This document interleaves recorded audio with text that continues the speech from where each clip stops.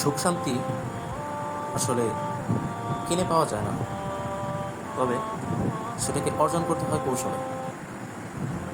কারি কারি টাকা, বাড়ি গাড়ি, সহায় সম্পত্তি, এগুলো হয়তোবা ক্ষেত্রবিশেষ সুখ অন্বেষণের মাধ্যম হতে পারে, কিন্তু এগুলোই প্রকৃত সুখের মাধ্যম এটা বলা কখনোই সমীচীন নয়।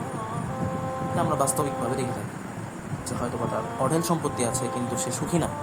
কিন্তু এমন অনেক মানুষ আছে যারা দিনমজুর, কিন্তু তাদেরকে আল্লাহ তাআলা অনেক সুখে রেখেছে।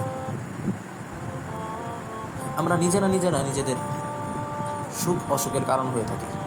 নিজেরা পারিবারিক কলহ, সামাজিক কলহ, প্রাতিষ্ঠানিকভাবে একজন আরেকজন কলিগের সাথে বিরোধ, নানা সমস্যা, এগুলোকে আমরা এড়িয়ে চলতে পারি না।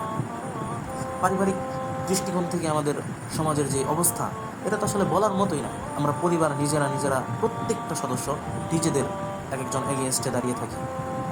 ক্ষেত্র বিশেষ কখনো কখনো ভাই ভাইয়ের বিরুদ্ধে দাঁড়িয়ে গিয়েছে, কখনো ভাই বোনের বিরুদ্ধে, বোন ভাইয়ের বিরুদ্ধে, কখনো মা বাবা পরস্পর নিজেদের বিরুদ্ধে দাঁড়িয়ে গিয়েছে, কখনো শাশুড়ি স্ত্রীর বিরুদ্ধে, স্ত্রী শাশুড়ির বিরুদ্ধে, শ্বশুরের বিরুদ্ধে, শ্বশুর বাড়ির লোকজন মেয়ের বাড়ির বিরুদ্ধে, আবার মেয়ের বাড়ির লোকজন ছেলের বাড়ির বিরুদ্ধে। এই যে আমাদের সামাজিক একটা অবক্ষয়, এটা আসলে এতটাই নিম্নমানের, এতটাই নিম্ন চিন্তাধারার, যেটা বলার মতো না। একজন মানুষ কী করছে, সে তার ছেলের বউ তার নামে হয়তো বা কারো কাছে কিছু বলছে যে হ্যাঁ সে তো এমন, সে তো এটা পারে না, সে তো এটা করে না, সে তো রাত 12টা পর্যন্ত জাগে, আবার সকাল 10টা পর্যন্ত ঘুমায়। এই যে কথাটা বলল একজন মা তার ছেলের স্ত্রীর ব্যাপারে অন্য একজন ব্যক্তির কাছে, সে একটাবারও ভাবলো না যে সে কার ব্যাপারে বললো, কার কাছে বললো। সে তো তার ছেলের বউ, সম্পর্কটা ঘুরে আসছে তার ছেলের দিকে। আমার ছেলের যে জীবনসঙ্গিনী, আমি তার ব্যাপারে বলছি। এটা কখনো আমাদের সমাজের মায়েরা এগুলো ভেবে দেখে না। ঠিক সেম একইভাবে ছেলের বউ কখনো ভাবছে না যে আমি আমার স্বামীর পরিবারের লোকজনের কথা আমি অন্যত্র শেয়ার করতেছি।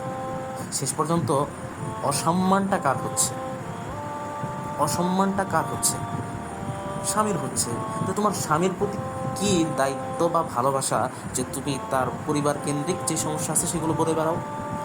বা একজন শাশুড়ি হিসেবে তোমার ছেলের প্রতি তোমার কতটুকু দরদ আর ভালোবাসা যে তার জীবনসঙ্গীর ব্যাপারে তুমি অন্যের কাছে বলে বেড়াচ্ছ নির্দ্বিধায়, অবলীলায়? কোনো উদ্দেশ্য নেই। একজন মানুষের দোষ থাকতে পারে, সেটা তাকে সমাধানের জন্য তাকে শাসন বা উপদেশ দিতে হবে। মানুষের কাছে বলার দ্বারা তো কোনো সমাধান আসছে না। অনেক সময় আমাদের পরিবারে হয় কি, শ্বশুরবাড়ি কেন্দ্রিক অনেক ঝামেলায় বিশেষ করে মেয়েরা পতিত হয়ে থাকে। শ্বশুরবাড়ির লোকজনের সাথে মিসআন্ডারস্ট্যান্ডিং হয়, অথবা বনিবনা হয় না, ক্ষেত্র বিশেষ অনেক কিছুই কাঙ্ক্ষিতভাবে যেভাবে চাও সেভাবে হয়ে ওঠে না। সেই ক্ষেত্রে অধিকাংশ মেয়েরা যেটা করে থাকে সেটা হচ্ছে শ্বশুরবাড়িতে কী হচ্ছে না হচ্ছে সেগুলোকে পাচার করে নিজের কোনো প্রিয় পরিচিত ব্যক্তিত্ব যারা আছে, নিজের বন্ধু হোক, বান্ধবী হোক, নিজের পরিবার আত্মীয় স্বজন যারা হোক, তাদের কাছে শেয়ার করতেছে যে আমার শ্বশুর এই, আমার শ্বশুর এই, আমার হাজব্যান্ড তো এমন। তুমি কি দায়িত্ববোধটা দিয়ে জীবনযাপন করো যে তুমি নিজের পরিবারের লোকজন আরেকজনের কাছে কথা আরেকজনের কাছে শেয়ার করতেছো? মানে একটা বারো মানুষ ভেবে দেখে না যে আসলে আমি কার ব্যাপারে বলতেছি, সে আসলে কে? কখনোই ভেবে দেখে না। আর সবচেয়ে বড় কথা হচ্ছে, এটা তো একটা জঘন্যতম কাজ, সমালোচনা, গীবত করা। শেষ পর্যন্ত এটাকে আমি গীবতই বলবো, কারণ এখান থেকে তো আমি কোনো সংশোধনমূলক কোনো কিছু পাচ্ছি না, বা ব্যক্তির উন্নয়নমূলক কোনো কিছু পাচ্ছি না। স্রেফ সমালোচনা এবং গীবত। এদিকে আমাদের বর্তমান জেনারেশন, শুধু এটা বর্তমান জেনারেশন বলবো না, বহু আগে থেকে মেয়েদের একটা চিন্তা ভাবনা হয়ে গেছে, কী হয়ে যাও, আমার স্বামী কামাই করে, আমার স্বামী কামাই করে। কেন তোমার স্বামী কামাই করে? এটা তো অবশ্যই কথা ঠিক, বাকি তোমার স্বামীকে স্বামী হিসেবে এ পর্যন্ত কারা বড় করে তুললো? কারা ভরণ পোষণ দিল, এটা তো তোমার একবার মাথায় আনা উচিত। আবার অনেক সময় বলে থাকে আমার ছেলে এই বউর জন্য এটা করেছে, ওটা করেছে, শ্বশুরবাড়িতে এটা দিয়েছে, ওটা দিয়েছে। আশ্চর্য বিষয়, তার দায়িত্ব আছে, সে অবশ্যই দিবে। এটা নিয়ে তো তোমার গাত্রদাহের কোনো কারণ নেই। সে তার আত্মীয় স্বজনের সাথে কীভাবে মিলবে, মিশবে, সেটা তো তার বিষয়। সে তার বউকে কী দেবে না দেবে, এটা তার বিষয়। যখন নিজের মেয়ের জামাই নিজেকে কোনো কিছু উপহার দেয়, বা নিজের মেয়েকে কোনো কিছু উপহার দেয়, বা নিজের মেয়ের সাথে বেশ ভালো একটা আচরণ করে, সেটা খুব প্রশংসনীয় হয়ে যায়। ঠিক সেমভাবে যখন ছেলে কোনো ছেলের বউর সাথে একটা ভালো মুহূর্ত পার করলো, কিংবা তাকে কোনো কিছু গিফট দিল, শ্বশুরবাড়িকে কিছু গিফট দিল, সেটা কেমন যেন একটা অসন্তুষ্টর কারণ হয়ে দাঁড়ায়। হয় এমনটা কেন? এমন জঘন্যতম চিন্তাধারা আর মানসিকতা এবং নিত্য প্রতিদিনের সমালোচনা এবং আচরণ উচ্চারণের কারণেই মূলত পারিবারিক কলহগুলো হয়ে থাকে। আমরা কেউ উদার মনের হতে পারি না, কেউ না। ছেলে তার স্ত্রীকে তার দিক থেকে ভালোবাসছে, ভালোবেসে যাক। ছেলে ছেলে হিসেবে মা বাবার যতটুকু দায়িত্ব পালন করা দরকার সেটা করছে কিনা, এটা হচ্ছে দেখার বিষয়। ভালোবাসা এক কেন্দ্রিক হয়ে যাচ্ছে, নাকি দায়িত্ববোধের দিক থেকে সবার প্রতি সমান দায়িত্বতা বুঝছে, পালন করছে, এটা করছে কি করছে না, এটা হচ্ছে দেখার বিষয়।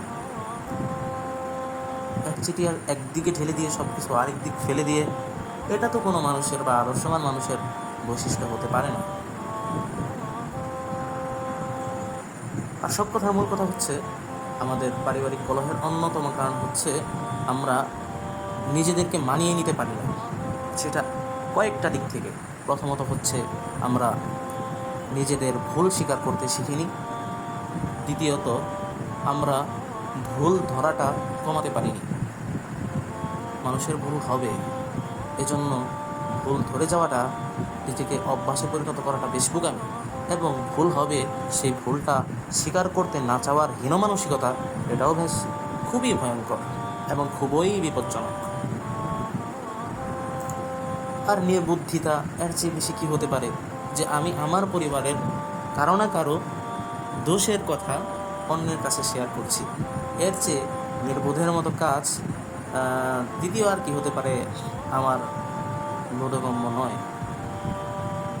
এই কারণে আমার যতটুকু বুঝে আসে সেটা হচ্ছে সর্বোপরি সমালোচনা এড়িয়ে চলা, এবং পারিবারিক কলহ নিরসনের জন্য সবাইকে প্রথমত সংযমী হওয়া উচিত, তৃতীয়ত শিক্ষা গ্রহণের মানসিকতা থাকা উচিত, তৃতীয়ত নিজেকে অন্যের ভুল খুঁজে বেড়ানো থেকে বাঁচিয়ে রাখা উচিত।